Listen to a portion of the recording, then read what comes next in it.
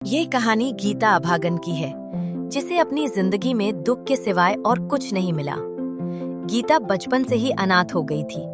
उसके माता पिता एक हादसे में चल बसे थे। अब उसकी दुनिया सिर्फ उसकी दादी माँ तक सीमित थी। गीता की दादी माँ ही उसकी माँ, बाप और सबसे बड़ी सहारा थी। हर सुबह दादी उसे प्यार से जगाती। उठ जा बिटिया, सूरज निकल आया है, स्कूल नहीं जाना क्या?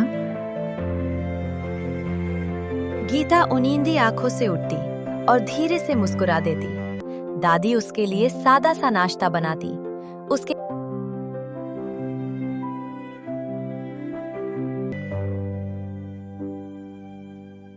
उसके बाल संवारती और फिर उसका हाथ पकड़कर उसे स्कूल छोड़ने जाती। और स्कूल में एक अजीब बात रोज होती थी। क्लास में जैसे ही मास्टर जी आते, वो सभी बच्चों से मुस्कुराकर कहते, आओ भाग्यवान बच्चियों, अपनी अपनी जगह पर बैठ जाओ। अब सभी बच्चे खुश होकर अपनी सीट पर बैठ जाते। लेकिन जैसे ही गीता क्लास में दाखिल होती, मास्टर जी का चेहरा बदल जाता। आओ अभागन, तुम भी बैठ जाओ। ये शब्द गीता के दिल को अंदर तक चुभ जाते। वो चुपचाप जाकर अपनी सीट पर बैठ जाती, लेकिन उसकी आंखों में आंसू भर आते। वो किसी से कुछ नहीं कहती, बस मन ही मन दुख सहती रहती। ऐसे ही दिन बीतते गए, महीने बीते और देखते ही देखते कई साल गुजर गए। गीता बड़ी होती गई, लेकिन उसके दिल का दर्द भी बढ़ता गया। एक दिन जब वो स्कूल से घर लौटी तो उसकी आंखें लाल थीं। दादी माँ ने तुरंत महसूस कर लिया कि कुछ ठीक नहीं है। क्या हुआ बिटिया? आज तू बहुत उदास लग रही है। गीता पहले तो चुप रही, लेकिन फिर उसका सब्र टूट गया। वो दादी के गले लगकर फूट फूट कर रोने लगी। दी, मैं अभागन हूँ क्या? ये कैसी बात कर रही है तू? किसने कहा तुझे ऐसा? स्कूल में मास्टर जी सब बच्चों को भाग्यवान कहते हैं, लेकिन मुझे हमेशा अभागन कहकर बुलाते हैं। दादी, क्या सच में मैं इतनी बुरी किस्मत वाली हूँ? नहीं बेटा, तू अभागन नहीं है। तू तो मेरी सबसे बड़ी दौलत है। दुनिया कुछ भी कहे, लेकिन मेरे लिए तू सबसे भाग्यवान है। गीता दादी की गोद में सिर रखकर धीरे धीरे शांत हो गई, लेकिन उसके मन में ये सवाल अब भी कहीं न कहीं गूंज रहा था। आग लगे ऐसे मास्टर को जो बच्चों में इतना भेदभाव करता है। मेरी बच्ची को अभागन कहता है। सुन गीता, कल जब मैं तुझे स्कूल छोड़ने आऊंगी तो खुद अपने कानों से सब सुनूंगी और फिर उसी मास्टर से बात भी करूंगी। गीता के दिल में थोड़ी उम्मीद जगी। बिटिया, और उसे ये भी बताऊंगी कि मेरी गीता कितनी भाग्यवान है। भगवान ने तुझे हिम्मत दी है, अच्छा दिल दिया है। इससे बड़ी दौलत क्या होती है? दादी माँ गीता को लेकर स्कूल गईं। उसे क्लास तक छोड़कर वे चुपचाप दरवाजे के बाहर खड़ी हो गईं, ताकि आज अपनी आंखों और कानों से सब सच देख सकें।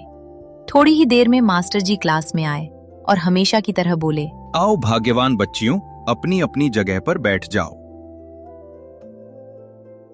सारी बच्चियां मुस्कुराते हुए बैठ गईं। तभी गीता धीरे धीरे क्लास में दाखिल हुई। मास्टर जी ने उसे देखा और तिरस्कार भरी आवाज में कहा, बस। अभागन, तुम भी यहाँ बैठ जाओ। यही सुनते ही दादी माँ का खून खौल उठा। वे तुरंत गुस्से में क्लास के अंदर आ गईं। अरे मास्टर जी, कुछ तो शर्म करो। आप उम्र में भी बड़े हैं, विद्या में भी बड़े हैं, और फिर भी इतनी छोटी सोच रखते हैं। आपसे तो उम्मीद थी कि आप बच्चों को बराबरी सिखाएंगे, उन्हें प्यार देंगे, लेकिन आप तो खुद ही भेदभाव कर रहे हैं। बच्चे तो भगवान का रूप होते हैं और आप उन्हें ही नीचा दिखा रहे हैं। ये शिक्षा है आपकी। मेरी गीता अभागन नहीं है, ये मेरी सबसे बड़ी किस्मत है। देखिए बहन जी, बुरा मत मानिएगा। मुझे शास्त्रों का थोड़ा बहुत ज्ञान है और उसी आधार पर मैं इस बच्ची का भविष्य देख रहा हूँ। मुझे जो संकेत मिल रहे हैं वे ठीक नहीं हैं। यह बच्ची जीवन में कई कठिनाइयों का सामना करेगी। मैं इसे अभागन इसलिए नहीं कह रहा कि इसे ठेस पहुंचे, बल्कि इसलिए कि अगर भविष्य में कोई कठिन परिस्थिति आए तो यह पहले से ही मजबूत बने, हिम्मत रखे और हर मुश्किल का सामना कर सके। हाँ हाँ, आप तो भगवान के ही भैया लगते हो ना। आप ही को तो सब कुछ पता है। सॉरी, शास्त्रों का ज्ञान जो रखते हो। आपने 2 शब्द क्या पढ़ लिए, हमारी बच्ची का पूरा भविष्य ही तय कर दिया। सुन लो, आज के बाद मेरी पोती स्कूल नहीं आएगी। बहन जी, इस गांव में बस यही एक स्कूल है, आप इसे कहां लेकर जाएंगी? इतनी दूर रोज आना जाना कैसे होगा? बच्ची को पढ़ने दीजिए, उसके रास्ते मत रोकिए। क्यों उसकी किस्मत से लड़ रही हैं आप? जो लिखा है वो तो होगा ही, लेकिन पढ़ाई से उसका भविष्य बेहतर बन सकता है। मैं अपनी पोती को इस गांव तक सीमित नहीं रखूंगी। उसे दूर शहर ले जाऊंगी, अच्छे स्कूल में पढ़ाऊंगी। देख लेना, एक दिन यही बच्ची पढ़ लिखकर बड़ी अफसर बनेगी और उस दिन मैं खुद तेरे सामने खड़ी होकर कहूंगी, देख, यही है मेरी पोती जिसे तू कभी अभागन कहता था। अरे बहन, मान जाओ, मैं तुम्हें अपने ही घर का समझकर समझा रहा हूं। जिद मत करो, इस बच्ची के भाग्य के साथ मत खेलो। जो मैं कह रहा हूं वो इसके भले के लिए ही कह रहा हूं, आगे चलकर कहीं पछताना ना पड़े। गीता की दादी ने किसी की एक न मानी। उन्होंने दृढ़ निश्चय किया और अपनी पोती गीता का हाथ थामे गांव से निकल पड़ी। चलते चलते दोनों काफी दूर निकल आए। रास्ता अनजाना था और धीरे धीरे वे भटक गईं। चलते चलते उन्हें एहसास हुआ कि वे किसी सुनसान और घने जंगल में पहुंच चुकी हैं। चारों तरफ ऊंचे ऊंचे पेड़, अजीब सी खामोशी और पक्षियों की डरावनी आवाजें गूंज रही थीं। उधर सूरज भी ढलने लगा, आसमान में अंधेरा फैलने लगा था।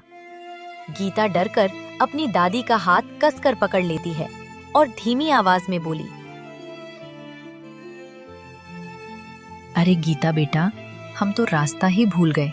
पता नहीं इस घने जंगल में कहाँ भटकते जा रहे हैं और कहाँ पहुँचेंगे।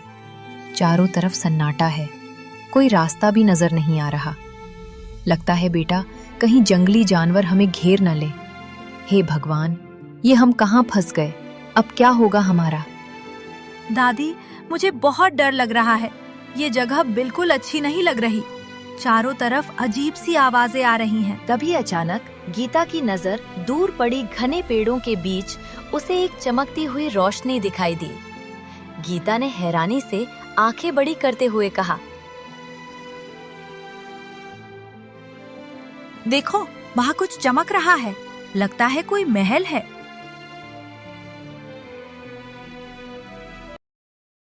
दादी, मुझे बहुत प्यास लगी है, गला सूख रहा है।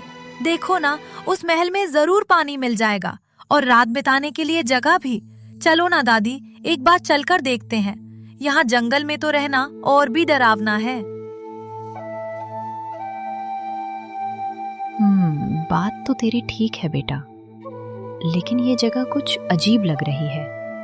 फिर भी अब हमारे पास और कोई रास्ता भी तो नहीं है। चल, संभल कर चलते हैं।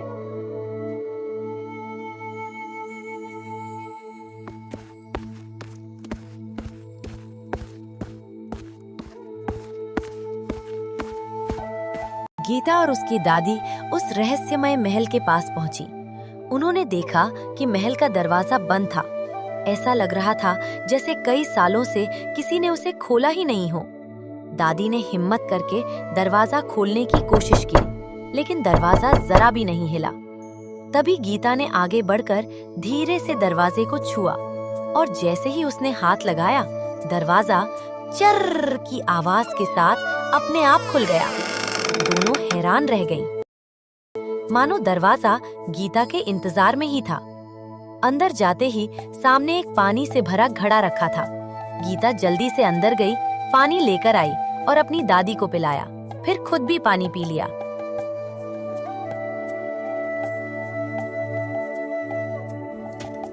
लेकिन जैसे ही गीता घड़ा वापस अंदर रखने के लिए मुड़ी, अचानक धड़ाम से दरवाजा अपने आप बंद हो गया।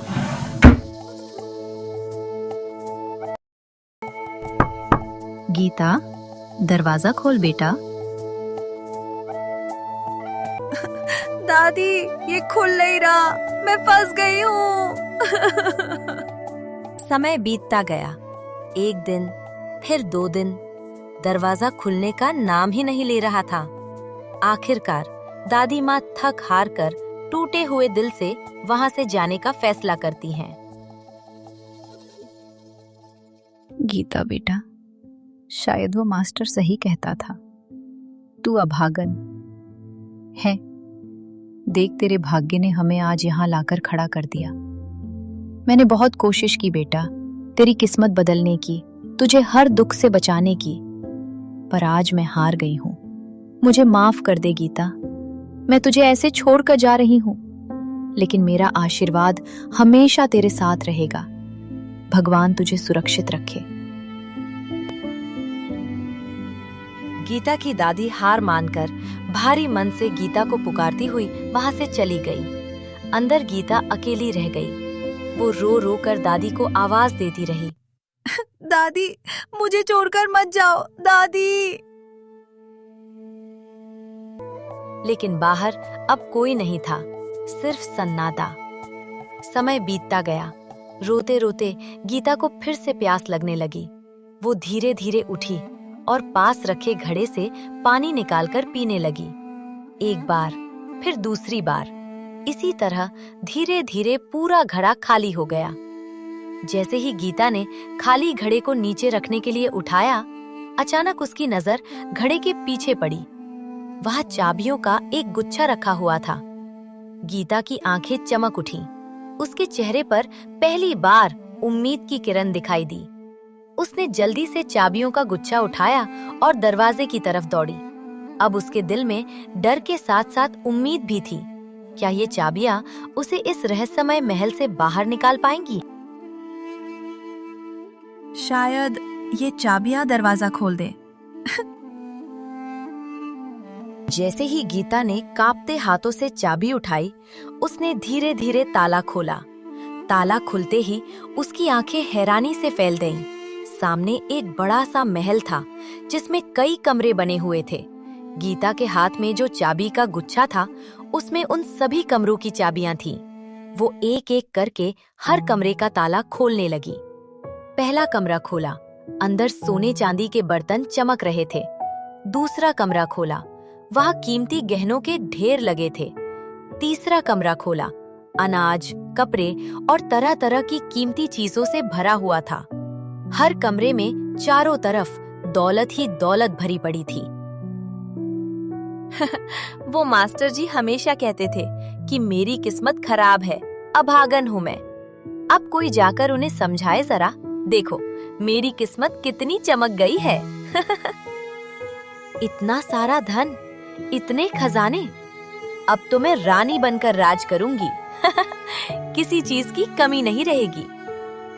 काश दादी भी मेरे साथ होती, वो ये सब देखकर कितनी खुश होती। दादी, जहाँ भी हो, देखो, आपकी गीता अब अभागन नहीं रही। आपकी गीता अब बहुत खुश है। गीता जैसे ही 7वें दरवाजे के सामने पहुंची, उसका दिल जोर जोर से धड़कने लगा। उसने कांपते हाथों से चाबी लगाई और धीरे धीरे दरवाजा खोला। दरवाजा खुलते ही वो अंदर का नजारा देखकर हैरान रह गई। कमरे के बीचों बीच एक राजा पड़ा था, जो बहुत ही बुरी तरह से घायल था। उसके पूरे शरीर पर गहरे घाव थे। ऐसा लग रहा था जैसे उसे बहुत यातनाएं झेलनी पड़ी हों। कहीं भी शरीर का ऐसा हिस्सा नहीं था जहां चोट न लगी हो। गीता का दिल दहशत और दया से भर गया। वो धीरे धीरे उसके पास गई और घबराई हुई आवाज में बोली, हे भगवान, ये किस हाल में है? किसने इनके साथ इतना बुरा किया? राजा मुश्किल से सांस ले रहा था। उसकी आंखें आधी खुली थीं, जैसे किसी मदद का इंतजार कर रही हों। गीता अब हर दिन एक नए संकल्प के साथ जीने लगी थी। वो रोज सुबह उठकर सबसे पहले उगते हुए सूर्य को प्रणाम करती और हे प्रभु, मुझे इतनी शक्ति देना कि मैं इनकी पूरी तरह सेवा कर सकूं। इसके बाद वो राजा के पास जाती। उसका दिल दया से भर जाता, लेकिन वो हिम्मत नहीं हारती थी। वो बहुत ही सावधानी से राजा के शरीर में चुभी हुई एक एक सुई को निकालती और फिर उस जगह पर प्यार से मलहम लगा देती। हर सुई निकालते समय वो धीरे से कहती, थोड़ा सा दर्द होगा, लेकिन आप ठीक हो जाओगे। राजा अभी भी कमजोर था, लेकिन गीता की सेवा और सच्चे मन से की गई देखभाल धीरे धीरे असर दिखाने लगी थी।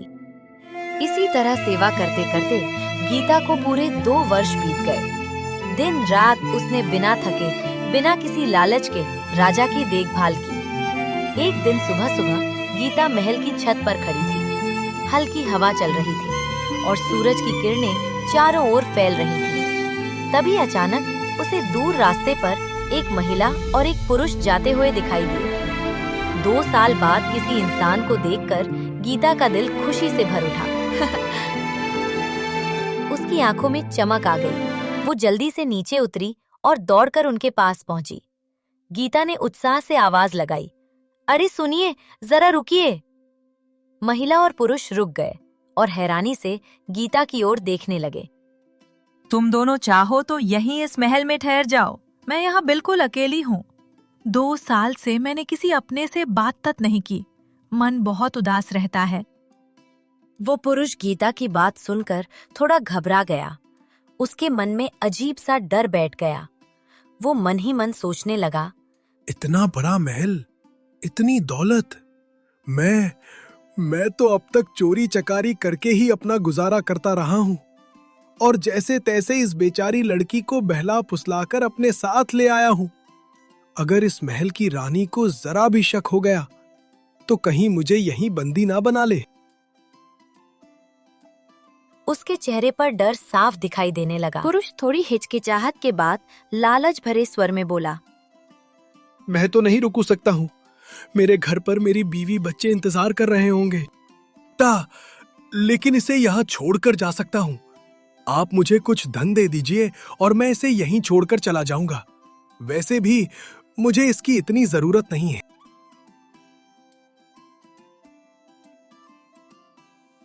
ये तुम क्या कर रहे हो? मैंने तुमसे कितना प्यार किया। अपने घर, अपने लोगों, सब कुछ छोड़कर तुम्हारे साथ चली आई और आज तुम मुझे इस तरह कुछ धन के लिए छोड़कर जा रहे हो। अरे मैं तुम्हारा क्या करूंगा? मुझे इतना सारा धन मिल रहा है, मेरी तो किस्मत ही बदल जाएगी। और रही तुम्हारी बात, तो मैंने कब तुम्हें मजबूर किया था? तुम खुद ही सब कुछ छोड़कर मेरे साथ।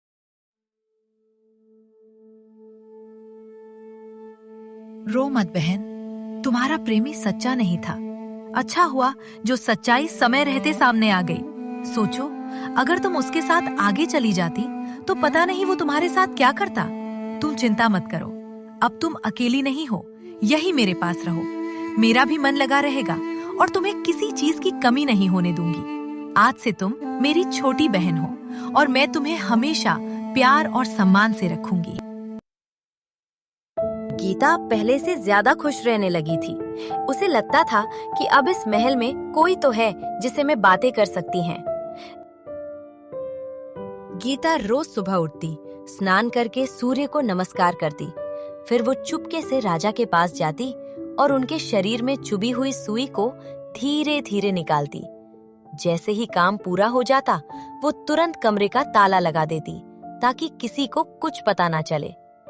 ऐसा कई दिनों तक चलता रहा, लेकिन एक दिन गीता की मुंह बोली बहन ने गीता को ये सब करते हुए देख लिया।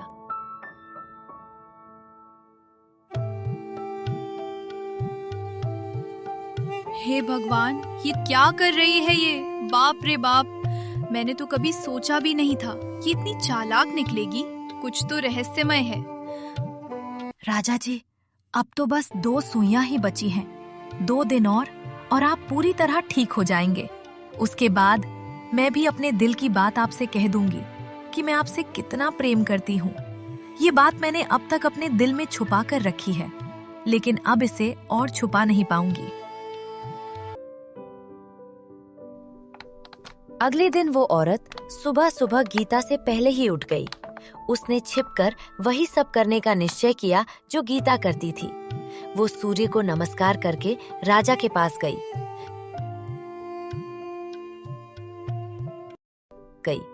राजा के शरीर में अब केवल 2 सुइयां बची थी। उसने बिना सोचे समझे दोनों सुइयों को एक साथ जोर से खींचकर निकाल दिया। जैसे ही सुइयां निकली, एक अद्भुत चमत्कार हुआ। राजा राम राम करते हुए अचानक उठकर खड़े हो गए। ये देखकर वो औरत खुद भी हैरान रह गई। राम राम, तुम कौन हो? तुमने मेरी इतनी सेवा की। तुम्हारी तपस्या और समर्पण से ही आज मैं जीवित हूं। मेरी सांसें चल रही थीं और मैं थोड़ा थोड़ा सब सुन भी पा रहा था। तुम रोज मुझसे मीठी मीठी बातें करती थी, मेरी सुइयां निकालती थी और मेरे घावों पर लेप लगाती थी। मेरी आंखें बंद थीं, लेकिन आज जब मैंने उन्हें खोला तो सबसे पहले तुम्हें ही देखा। बताओ, मैं तुम्हारा ये एहसान कैसे चुका सकता हूँ? जी महाराज, मैं एक राजकुमारी हूँ। मैं यहाँ से शिकार के लिए गुजर रही थी, तभी मैंने आपको इस हालत में देखा। आपको उस अवस्था में देखकर मेरा हृदय द्रवित हो उठा और तभी से मैंने आपकी सेवा करने का निश्चय कर लिया। दिन रात आपकी सेवा करते करते कब मुझे आपसे प्रेम हो गया, मुझे स्वयं भी पता नहीं चला। मैंने आपको ही अपना सब कुछ मान लिया है। महाराज, अगर आप मेरी सेवा और प्रेम का मान रखना चाहें तो मेरे प्रेम को स्वीकार कर लीजिए। मुझे अपनी रानी बनने का सौभाग्य दीजिए। आज से तुम ही हमारी रानी हो। तुमने जिस निष्ठा और प्रेम से हमारी सेवा की है, उसका ऋण हम कभी नहीं चुका सकते। उसी समय गीता वहां पहुंची और जैसे ही उसने दरवाजे के पास कदम रखा, अंदर की सारी बातें उसके कानों में पड़ गईं। राजा के शब्द सुनते ही उसका दिल जैसे टूट गया। वो कुछ पल के लिए वही ठिठक गई, आंखों में आंसू भर आए। जिस सच को वो इतने दिनों से अपने दिल में छुपाए थी, आज उसी सच को किसी और के नाम होते हुए वो अपनी आंखों से देख रही थी। ये कौन है? यहाँ कोई तीसरा भी था? मुझे तो कभी इसका आभास भी नहीं हुआ। महाराज, ये मेरी दासी है। मैं इसे अपने साथ लाई थी ताकि आपकी सेवा में कोई कमी न रह जाए। अरे दासी, जरा चाबियां तो दो। अब महाराज पूरी तरह स्वस्थ हो चुके हैं। अब इन चाबियों को संभालने और महल की देखभाल करने की जिम्मेदारी भी हम अच्छी तरह निभा सकते हैं। गीता के हाथ से चाबियां छीन ली जाती है। वो चुपचाप एक कोने में खड़ी रह जाती है। उसकी आंखों में बेबसी साफ झलकती है। कुछ कहने की हिम्मत नहीं जुटा पाती, बस खामोशी से सब देखती रहती है और मन ही मन अपनी किस्मत को कोसती रहती है। शायद मेरी जिंदगी में खुशियां लिखी ही नहीं हे है। भगवान, मास्टर सच ही कहता था। मैं सच में बहुत अभागन हूँ। मैंने 3 वर्षों तक पूरी निष्ठा से सेवा की, अपना तन मन सब कुछ राजा के लिए त्याग दिया, लेकिन जिसे दासी बनने के योग्य भी नहीं है समझा, उसी ने आज सब कुछ हथिया लिया। कितनी चालाक और धोखेबाज निकली वो, और मैं बस देखती रह गई, कुछ भी ना कर पाई। क्या सच में ऐसे ही लोगों की किस्मत चमकती है? जो छल करते हैं वही जीत जाते हैं। राजा पूरी तरह स्वस्थ हो चुका था और पहले से कहीं ज्यादा खुश रहने लगा था। उसके चेहरे पर हमेशा एक सुकून भरी मुस्कान रहती, जैसे जीवन ने उसे नई शुरुआत का अवसर दिया हो। राजा बहुत होशियार और अत्यंत चतुर था। वो हर परिस्थिति को समझने और संभालने में माहिर था। उसकी नजर से कोई बात आसानी से छिप नहीं सकती थी, लेकिन उसके भीतर एक अजीब सी उलझन भी थी। जब भी वो गीता को देखता, उसके मन में एक अनजाना सा एहसास जाग उठता, जैसे कोई पुरानी याद हो, कोई अधूरी कहानी हो जिसे वो समझ नहीं पा रहा था। आखिर इस लड़की में ऐसा क्या है? क्यों इसे देखते ही मन बेचैन हो उठता है? एक दिन राजा ने सोचा, यहाँ तो रानियों के श्रृंगार का कोई अच्छा बाजार ही नहीं है, क्यों ना मैं स्वयं जाकर कुछ सामान ले आऊं। वो रानी के पास गया और मुस्कुराते हुए बोला, रानी, तुम्हें जो भी सामान चाहिए मुझे बता दो। मैं राज्य के काम से दूसरे राज्य जा रहा हूँ। रास्ते में बाजार पड़ता है, तुम्हारे लिए सब कुछ लेकर आऊंगा। महाराज, आप कितने अच्छे हैं। महाराज, अगर आप जा ही रहे हैं तो मेरे लिए सबसे सुंदर आभूषण और सबसे कीमती वस्त्र लाना और श्रृंगार का सामान ले आइए ताकि मैं बहुत सुंदर दिख सकूं। लेकिन राजा के मन की बेचैनी कभी खत्म नहीं होती थी। जाने से भी उसका दिल अशांत था, जैसे कोई अनकहा सच उसे पुकार रहा हो। महल से निकलते निकलते राजा की नजर अचानक गीता पर पड़ी और फिर जैसे राजा कदम अपने आप ही उसकी ओर बढ़ने लगे। वो खुद भी नहीं समझ पाया कि ऐसा क्यों हो रहा है। क्यों हर बार गीता को देखते ही उसका मन उसकी ओर खिंच जाता है। राजा ने गीता के पास आकर धीमे स्वर में कहा, मैं बाजार जा रहा हूं दासी, तुम भी अपनी पसंद का कोई सामान बता दो। गीता ने धीमी और टूटी हुई आवाज में कहा, महाराज, मुझे कुछ नहीं चाहिए। मैं क्या करूंगी उन चीजों का। मुझे तो बस 2 वक्त का खाना मिल जाता है, वही मेरे लिए बहुत है। नहीं दासी, आज तो तुम्हें कुछ न कुछ मंगवाना ही होगा। मेरे दरबार में कोई यूं उदास रहे, ये मुझे अच्छा नहीं लगता। जरूर तुम्हारी भी कोई ख्वाहिश होगी, कुछ तो बताओ। राजा ने बहुत जिद की तो आखिरकार गीता ने धीरे से सिर उठाया और कहा, अच्छा महाराज, जब आप इतनी जिद कर ही रहे हैं तो मेरे लिए एक गुड्डा और गुड़िया ले आइए, शायद उनसे मेरा मन बहल जाएगा। राजा जब बाजार से लौटे तो उनके हाथ खाली नहीं थे। रानी के लिए वे सुंदर कपड़े, कीमती गहने और कई तरह के खास सामान लेकर आए थे। वही गीता के लिए राजा एक प्यारा सा गुड्डा और गुड़िया लाए ताकि उसका मन भी खुशियों से भर जाए। रानी साहिबा, आपके लिए बाजार से ये सुंदर कपड़े, कीमती गहने और कुछ खास सामान लाया हूं। और गीता, तुम्हारे लिए ये गुड्डा और गुड़िया। क्या करोगी इस उम्र में गूढ़ा और गुड़िया लेकर?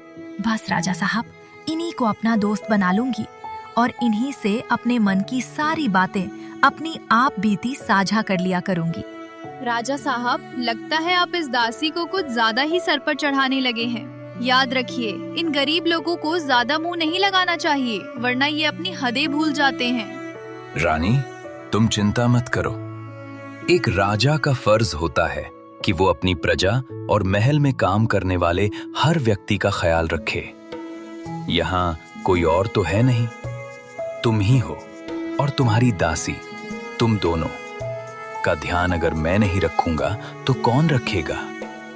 मैं सिर्फ अपना कर्तव्य निभा रहा हूँ, इससे ज्यादा कुछ नहीं। राजा गीता को गुड्डा गुड़िया देकर वहां से चले जाते हैं, लेकिन उनके मन में एक अजीब सी हलचल उठने लगती है। जाने क्या बात है, क्यों मैं इसकी तरफ खिंचा चला जाता हूं। कहने को तो ये एक दासी है, लेकिन न जाने क्यों ऐसा लगता है जैसे मेरा इससे कोई गहरा रिश्ता हो। हे भगवान, मुझे इस विचार के लिए क्षमा करना। मैं अपनी रानी के साथ कोई धोखा नहीं कर सकता। मेरी रानी, वो कितनी अच्छी है जिसने अपना सब कुछ त्याग कर मेरा साथ दिया है।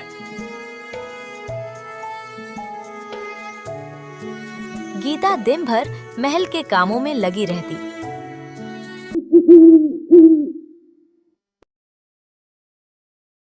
और रात होते ही अपने गुड्डे गुड़िया के साथ खेलकर अपने मन को बहलाती थी। राजा हर रात बेचैन रहने लगे थे। उनका मन बार बार गीता की ओर खिंच जाता। वो चुपके से उसके कमरे के पास जाकर ठहर जाते और उसकी हर बात, हर दर्द भरी आवाज को ध्यान से सुनते रहते, जैसे उसके दिल की कहानी समझना चाहते हों। बैठ मेरे गुड्डे, और तुम भी बैठो मेरी गुड़िया। मैंने अपने राजा की 3 वर्षों तक सेवा की, लेकिन तुम दासी, तुम तो बस 2 ही दिनों में आकर उन्हें मुझसे छीन लिया। तुम झूठी हो, धोखेबाज हो। भगवान तुम्हें इसकी सजा जरूर देगा।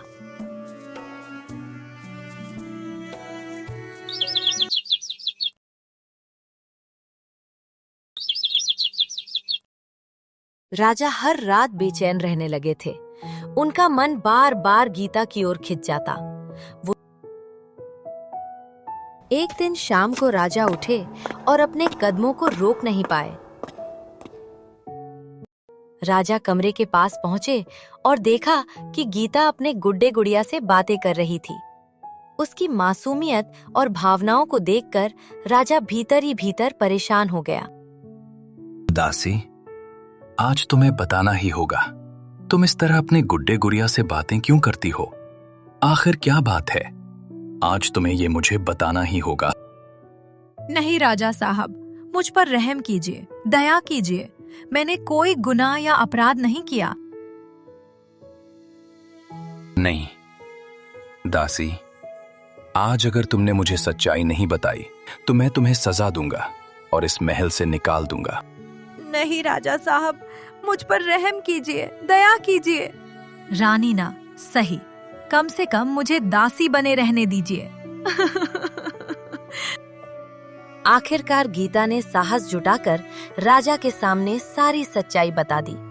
उसने अपने दिल का हर दर्द, हर राज खोल कर रख दिया, जिसे सुनकर राजा की आंखें भर आई। मुझे माफ कर दो गीता, मैं तुम्हें समझ नहीं पाया। मेरे दिल ने तुम्हें बार बार पहचानने की कोशिश की, लेकिन आखिर मेरी आंखें ही धोखा खा गईं। राजा चुप और शांत रहकर सोच रहे थे कि धोखेबाज को सजा दी जाए। अगले दिन उन्होंने रानी को बुलाया और गंभीर स्वर में कहा, क्या बात है राजा साहब, आज आपने यो अचानक हमें बुलाया? रानी, तुमने मेरी इतनी सेवा की है, मैं तुम्हें एक उपहार देना चाहता हूं। जो तुम्हारा दिल चाहे वो मांग लो।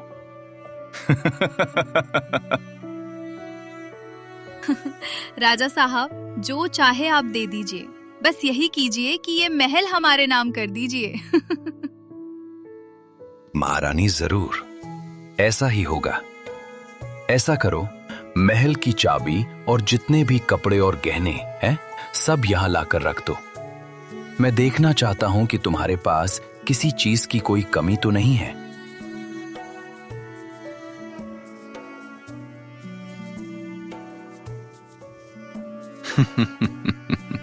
गीता, ये चाबी और ये कपड़े उठा लो।